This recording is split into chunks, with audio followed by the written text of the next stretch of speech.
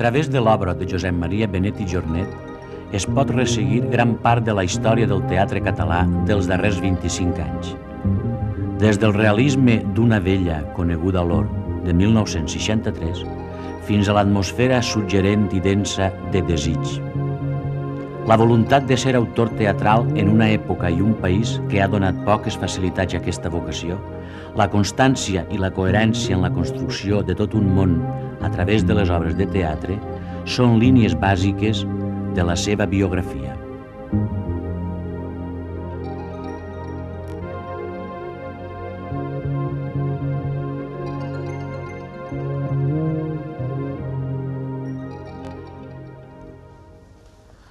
Avui tenim a Literal, entre nosaltres, per parlar de literatura i teatre, Josep Maria Benet i Jornet. Bona nit. Bona nit. La meva curiositat per Josep Maria Benet i Jornet té molt d'anècdota personal, perquè vam néixer el mateix any. Sí, 40. En el 40. I quan ell va guanyar el Premi Josep Maria Sagrada de Teatre, jo vaig fer el meu primer disc. Total, que ens vàrem conèixer en el 63, tots dos. Vaig tenir l'honor de ser-te presentat. Recordo la nit de la Santa Llúcia, sí. Exacte. Hi ha una fotografia que ho recorda. Exacte. I això, doncs, m'ha portat a seguir el que tu has anat escrivint al llarg dels anys, tot i que, evidentment, d'aquella manera saltuària, perquè això del teatre, no sap per què, té uns camins estranyíssims. Perquè tu guanyes el Premi Teatre en el 63 i després estàs uns quants anys sense publicar res. Sí, jo em sembla que vaig estrenar per un miracle de Déu. Vaig guanyar el premi, llavors hi va haver persones que es van interessar molt perquè s'estrenés, sobretot l'Isidre Roda, realment es va portar molt bé, i llavors vaig estrenar en el Cicle de Teatre Llatí i després es va fer també una setmana al Romea, l'obra.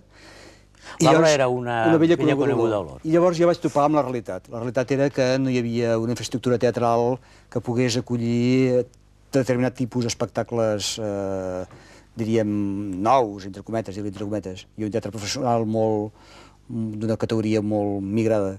I llavors el que hi havia, sí, paral·lelament, eren grups, això que em deien, el grup de teatre independent, que començava a funcionar, però que la veritat és que no es van interessar gaire pels autors.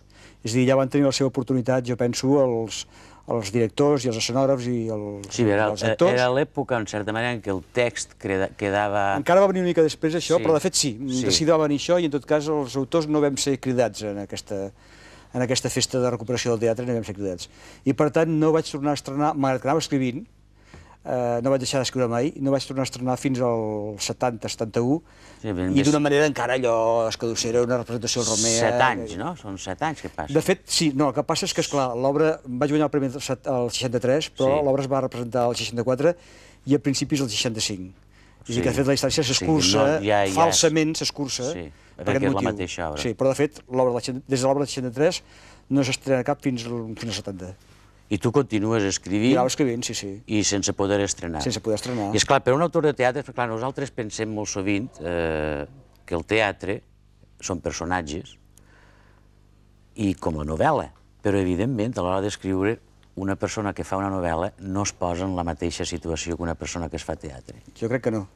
Tu quan fas teatre penses ja en els actors, de vegades? Amb els actors concrets alguna vegada sí, no sempre, alguna vegada sí.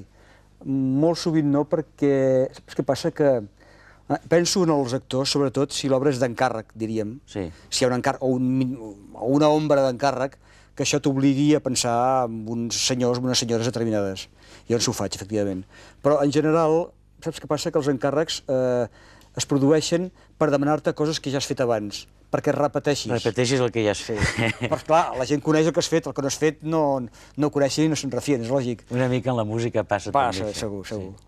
I llavors, doncs, esclar, quan escrius, o quan escric, per intentar allò, trencar sostres i tirar una mica amunt, almenys intentar-ho, doncs no puc pensar en unes cares conegudes perquè no puc saber qui ho farà. Qui ho farà. Entens?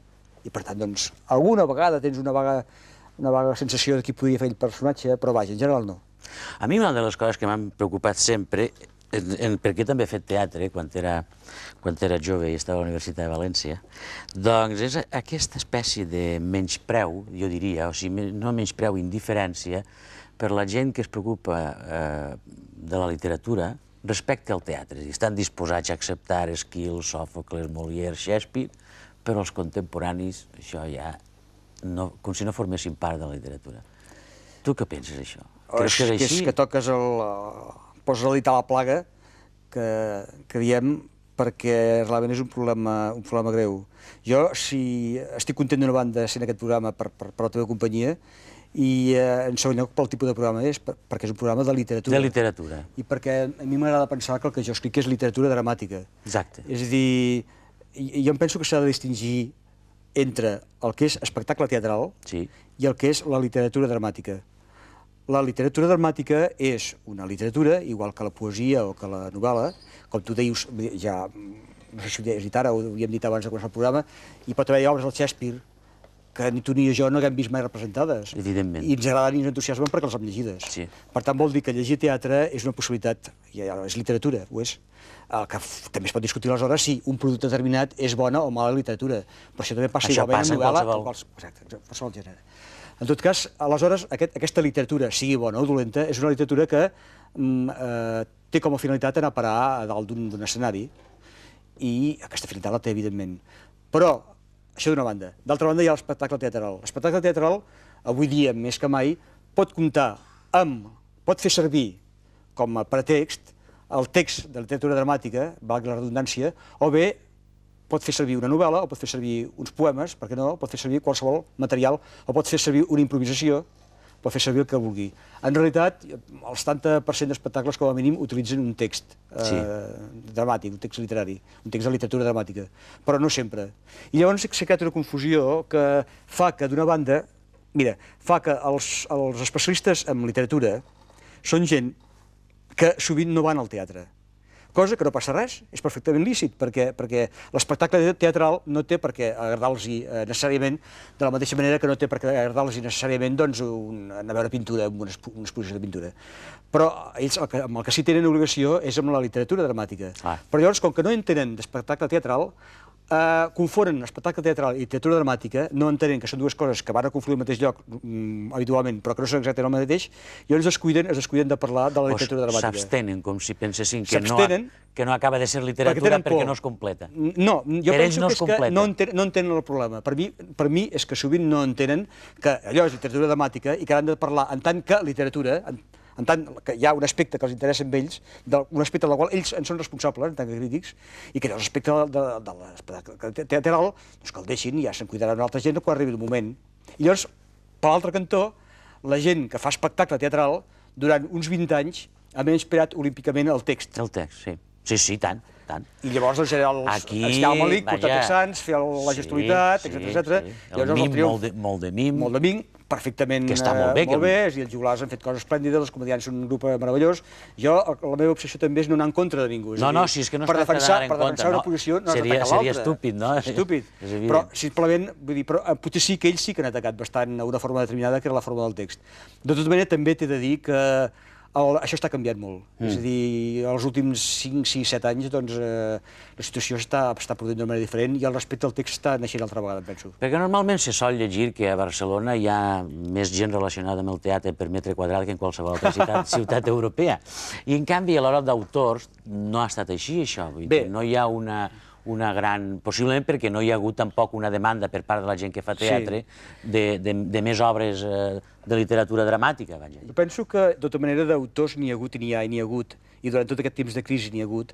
El que passa que no eren estrenats, eren sovint publicats, però si tu agafes la col·lecció, per exemple, del Galliner de l'Escorpí, doncs trobaràs una llista d'autors que han publicat al llarg dels 20 anys que fa que existeix. I aquella col·lecció que es publicava a Mataró també, que ara no recordo... La del Robareño. Exacte, que també hi havia... I després la Catalunya Teatral... I després... I de l'Institut del Teatre, també. O sigui que literatura dramàtica n'hi ha publicat. N'hi ha molta. De tota manera, aquest curiós menyspreu cap a la literatura dramàtica que es fa aquí a casa nostra no es produïa tant quan es referia a teatre estranger. Són aquelles coses que passen. Sí, això passa sovint. De tota manera, jo que vull insistir és que la situació està canviant bastant. És a dir, en els 5 o 6 últims anys tenim que el Teatre Lliure, que no havia fet mai pràcticament textos contemporanis d'autors vius i tal, en funcionament, ha rectificat de posició, que el Centre Dramàtic del Romea està portant a terme d'una manera primordial estrenar textos i d'autors inclús aquella cosa dels monòlegs, d'agafar els autors perquè fessin, perquè per fer créixer la literatura dramàtica, perquè hi hagués més text. Exacte, i fins i tot el senyor Flotats, que sempre ha dit que els textos dramàtics... Bé, en general va començar dient que tot el món de l'espectacle català no existia, per sort va arribar ell i el va començar a fer existir, i llavors a partir d'aquí després va anar rectificant, va començar a acceptar que hi havia actors, va començar a acceptar que hi havia coses, i sembla que aquest any ha descobert que hi ha un autor i sembla que estrenarà una obra d'autor català, la qual cosa em fa feliç perquè, primera, és una obra molt interessant i segona perquè, doncs... Entreu ja... al teatre programa, es farà també teatre català, que també està bé. I això també, i al costat d'això fins i tot... Que hauria de ser normal, no?, el teatre català a Catalunya, perquè si no és a Catalunya serà normal el teatre català. Home, i un teatre nacional, o una empresa de teatre nacional, sembla que bàsicament i primerament hauria de cuidar els autors de la pròpia tradició. Però, en fi, aquest és un altre tema. Però fins i tot companyies petites, companyies que van pel seu compte, també han fet i estan fent textos catalans. És a dir que jo penso que la situació no és excel·lent, però ha canviat força i de manera positiva els últims anys. Jo també he llegit, perquè no ho he vist fora, però vaig al castellà, sé que t'han traduït algunes obres i a més han estat representades. S'han traduït bastantes obres meves al castellà i estrenades només 3. Està mal. És poc, és poc. És poc perquè... Però vaja, mira...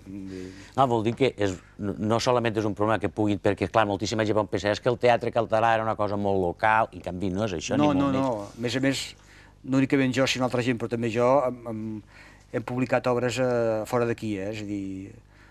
i se'ns ha estrenat, bé, a mi se m'ha estrenat a Sud-amèrica, se m'ha estrenat a un país de l'est, i tinc alguna obra publicada en francès, i una a l'anglès... O sigui, que hi ha una dimensió internacional petita, però no ens enganyem, també el teatre és el que és, a dir, fora dels grans clàssics, el teatre contemporani avui viatja poc entre... Sí, no, sí que viatja. Excepte d'Amèrica cap aquí, o de l'anglès cap aquí, o del francès cap aquí, menys de l'italià. Menys de l'italià, de l'alemany també, aquestes grans cultures sempre tenen molt de... Però al revés, fa molts anys que no, ni del castellà ni del català. Però vaja, mira... Això està canviant. Jo penso que també està canviant, és a dir, Barcelona, per exemple, és una ciutat que ven, vull dir que això que diuen que està de moda en aquest moment, i llavors està venent també els seus productes culturals amb una certa mida. I en el cas del teatre també. El que passa és que quan ens queixem del centralisme de Madrid i de la uniformitat cultural que imposa a vegades Madrid, només castellà i prou, doncs això també passa als estrangers. Als estrangers els costa molt d'acceptar que hi pugui haver més d'una cultura dins de l'estat espanyol. Sí, perquè ha sigut la imatge que s'ha donat cap a fora durant segles i la que s'ha ensenyat a les escoles. I això, el que s'ha ensenyat a les escoles terriblement... Haver de rectificar un mapa és una cosa que els costa moltíssim. Llavors, doncs, tenen tendència, quan agafen productes de Barcelona, a agafar els productes castellans. Que estan fets en castellà, esclar. Que a vegades són molt interessants i està molt bé, però costa... Defugir el català. Defugir l'existència d'una cosa diferent, sí. Però bé, no és total, tampoc no és total, això. Tu, diguem-ne, des d'un punt de vista de preocupacions i entrant en el contingut de les teves obres, ja en un moment determinat, o fins a ben bé mitjans 70, una gran, com te diria jo, una gran presència d'allò que s'entén per realisme, per dir-ho d'alguna manera. I després tu mateix vas com si ho diguéssim, sense abandonar-lo del tot, però sí intentant fugir una mica, evolucionant. Creus que va així, això? Segurament, segurament. Vaig ser molt criticat per fer realisme, perquè es veu que no tocava. Jo penso que el realisme és una forma d'art tan sofisticada i tan artificiosa com pugui ser el teatre de l'absurd, ja que parlem de teatre, com pugui ser el teatre èpic, que va tenir al seu moment molt de predicament, o com qualsevol altra forma teatral. El que passa té unes normes que són diferents i que, com que intenten reproduir o intenten que l'espectador tingui la sensació de la realitat sense que hi hagi aparentment cap cosa intermèdia, doncs pot semblar que sigui més senzill i més fàcil, però no, jo penso que el realisme és molt difícil de fer. No ho és. Ara, i per tant estic molt content d'haver fet realisme. El que passa és que, de tota manera, jo quan vaig començar a escriure pensava, com que era innocent en fi, em pensava que faria tot, que en teatre ho faria tot. I no he fet tot ni ho faré mai tot perquè un acaba veient que té pocs temes per explicar, però en tot cas sí que tècnicament m'agrada provar-ho tot. És a dir, i a més passa que quan has fet una obra d'una manera determinada, sigui realisme, sigui d'una altra forma, en tot cas doncs aquest, el realisme, o quan has fet dues o n'has fet tres, arriba un moment que no pots repetir perquè seria ja rebaixar plantejaments. Ja seria fer manierisme, ja seria fer... El que tu has fet ho dones ja per fet i vas per una altra cosa, perquè és l'única manera d'apropiar-te també... Què t'he d'explicar, no? No pots repetir. Sí que aquella fórmula la podries anar fent servir, però no pot ser perquè has d'anar a buscar altres camins. Encara que potser t'estavellis, millor per aquest camí nou ho faràs pitjor que no pas pel camí interior. Amb el camí interior havies aconseguit una mínima solidesa i amb el camí nou és una aventura que no saps on aniràs a parar, no ho saps. Però ho sento, tens més remei que provar-ho i ho proves, no? Molt bé. Quins projectes tens ara últimament? Va, digues. Estic acabant una obra de teatre. D'una banda tinc a punt de publicar, i no sé si s'estrenarà perquè el teatre parnarrenc és molt difícil d'estrenar en bones condicions, una peça infantil, que té un títol molt llarg, que no sé ni com es diu, tan llarg que és. Però, bueno, que abreujant és... Perquè l'aprenguin els nanos, no? T'has posat ben llarg. No, perquè el títol, si llegeixes, és Carlota... Aventures de Carlota quan se'n va anar a salvar el seu amic de les mans de la dona de neu, una cosa així. Em sembla que el títol abreujat serà Carlota i la dona de neu, una cosa així. Que és una obra que em fa molta il·lusió perquè és una obra infantil que jo n'he fet diverses, però potser és l'obra infantil més ambiciosa d'intenció i de continguts que he fet fins ara, i que és una obra dedicada a la meva filla, té una filla que es diu Carlota, i el personatge doncs és una mica... Intenta explicar... Ja ha fet teatre, la teva filla, no? La meva filla va fer teatre, sí, va fer una vegada... Va fer teatre professional, estic molt orgullós. Estàs molt orgullós. Sí, però vaja, això no vol dir que hagi de tornar a fer. I després, això d'una banda, i d'altra banda, estic acabant una peça que aquesta sí, que si toca fusta, suposo que s'estrenarà la temporada vinent segurament al Teatre Romea, que encara l'he d'acabar, però la tinc en aquest moment ja molt avançada, vull dir, en aquest moment ja estic content perquè em sembla que ja està, que es diu Fugaç. Perquè tu aquesta crítica que s'ha fet habitualment al teatre, dir la gent no va al teatre perquè no tracta de problemes contemporanis, tu creus que és real aquesta crítica? És mentida. Jo penso que tot és... Vull dir, jo penso que el teatre està bé i a vegades, si és molt dens o molt dur, hi ha menys gent que pugui agafar un producte determinat. Això és normal. Això és lògic. Una poesia d'una complexitat determinada, un Carles Riba no pot llegir tothom en poesia. El pot llegir tothom, però potser no li agrada. O pot llegir tothom i no li agradarà. I llavors és normal que tingui un públic molt restringit i aquell molt fidel, i no passa res, no ens hem d'espantar. Per tant, hi pot haver uns productors de teatre que també hi dedicats a un públic molt restringit. I es diu, que va poca gent. No, escolta'm, perdona, és la gent que hi havia d'anar. Però, a part d'això, això al marge, jo penso que pot interessar qualsevol tema si el tema està fet amb prou grapa i amb prou gràcia i amb prou potència. Jo penso que això de posar límits i fer suposicions és una mica arriscat. I això de Fugaç ens podries dir alguna cosa? Vaja, el tema són... Amb tota la fusta tocada? No, el tema és el tema. La fusta tocada és per si s'estrenarà, per si anirà. L'obra, com que ja està més o menys escrita, allà queda, què farem? El tema és la fugacitat, és a dir, és una obra una mica desolada, i llavors és una obra que la història, l'anècdota seria un senyor que el millor regal, que decideix que el millor regal que li pot fer a la seva filla, una filla en aquest cas madura, ja gran, però madura, una noia gran, és matar-la, perquè no hi ha alternativa. Tot està de tal manera tancat, tot té tan poc sentit que abans de col·locar-la amb el terror de la vida, el millor és matar-la. En el deteriorament del... Deteriorament i el fet de l'absurd de la vida i... Bé, és una mica... Veure tot aquest procés, en definitiva, és el teatre, que per això és difícil d'explicar el teatre, perquè el teatre s'ha de llegir. S'ha de llegir, jo crec que sí. Jo crec que almenys les obres que no tenim a l'abast en un teatre per poder-les veure en un moment determinat, o que voldríem, perquè a mi m'ha passat, anar a veure una obra de teatre i dic, ara voldria rellegir allò que he vist. I al llibre poden remetre a la gent a que compri llibres de teatre, que no estaria gens malament, no? No, no estaria gens malament.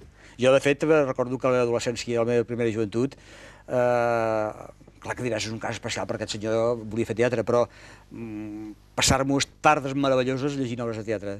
O malalties, convalescències meravelloses llegint teatre. Jo també ho he fet i estic molt content que hagis estat aquí i que diguem a la gent que poden llegir el teatre si no tenen ganes d'anar a veure. Perfecte. Gràcies. Moltes gràcies. A tu.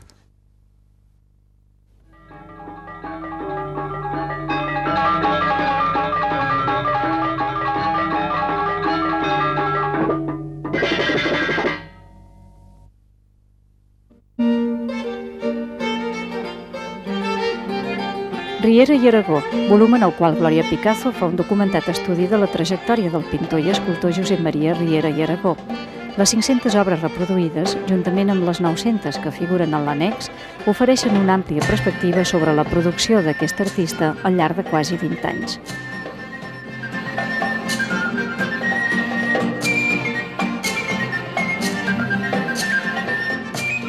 Miscel·lània d'homenatge a Josep Benet, volum dedicat a la trajectòria cívica i humana del polític i historiador cerverell. La miscel·lània recull una sèrie d'escrits monogràfics redactats per més d'una trentena d'estudiosos i es complementa amb unes notes biogràfiques i una bibliografia sobre l'obra de Josep Benet.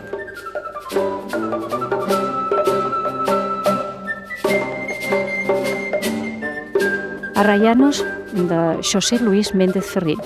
10 relats que comparteixen el peculiar món dels habitants de la Raya Seca, la franja que separa Galícia de Portugal. Carlistes, gallecs, federalistes, portuguesos, guerrillers, antifranquistes i contrabandistes, tots ells al marge de la legalitat, són descrits per José Luis Méndez Ferrín en tanta cruesa naturalista com imaginació expressionista.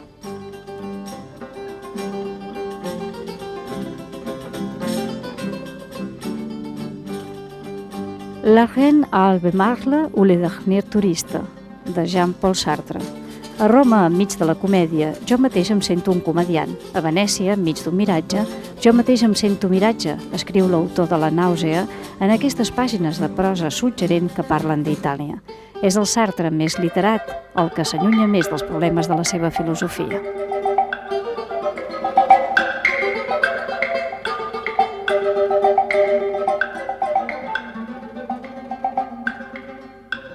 Líricos griegos arcaicos, de Juan Ferrater. Nova edició revisada de l'antologia bilingüe que es va publicar per primera vegada l'any 1968. Ferrater incorpora a la poesia castellana una selecció de l'obra lírica de 14 poetes grecs del segle VII i VI abans de Crist, entre els quals es troben Xenòfanes, Anacreon, Safo o Arquíloc.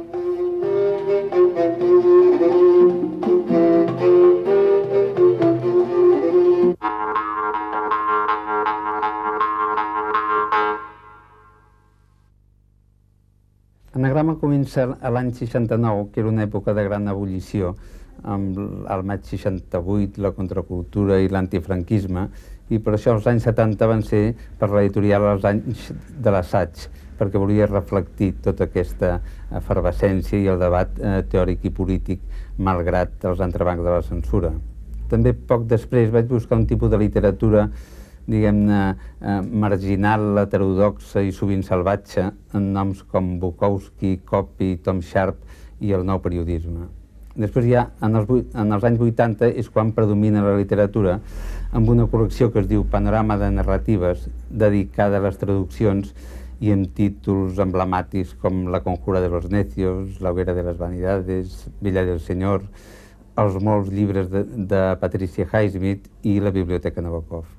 En l'any 83 vaig pensar en una nova col·lecció de narratives hispàniques i amb un premi de novel·la dedicat a la naixent nova narrativa espanyola. Ara, 9 anys després, diversos dels autors guardonats estan, crec jo, a primeríssima fila de la seva generació, amb noms com Azúa, Pombo, Marías, Adelaida García Morales i Vilamatas. I també amb aquesta col·lecció s'han traduït molts autors catalans interessants com Quim Monzó, Sergi Pàmies, Montcada i Miquel de Palol. Les declaracions de principi són una mica ampuloses. Jo diria que Anagrama pretén ser una editorial sota el signe de la qualitat i de la curiositat, molt oberta a l'aire del temps però sense caure en mimetismes i en modes fàcils, ser pertinent però també impertinent, ser rigorosa però sense rigor mortis i buscant nous autors, noves veus i que l'editorial també tingui una veu pròpia, una veu identificable. I en resum, el que bàsicament pretenc és contagiar entusiasmes i buscar complicitats amb els lectors.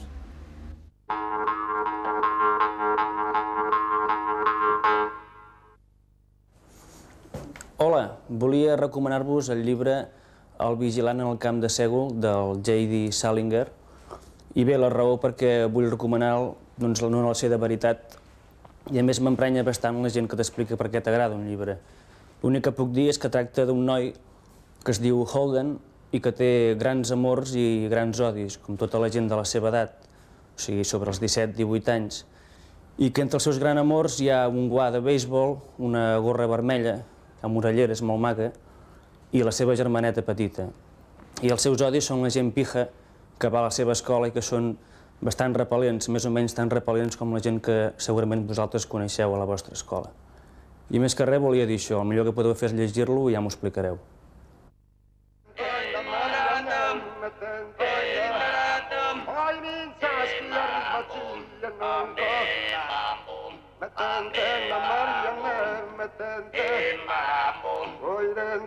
Maria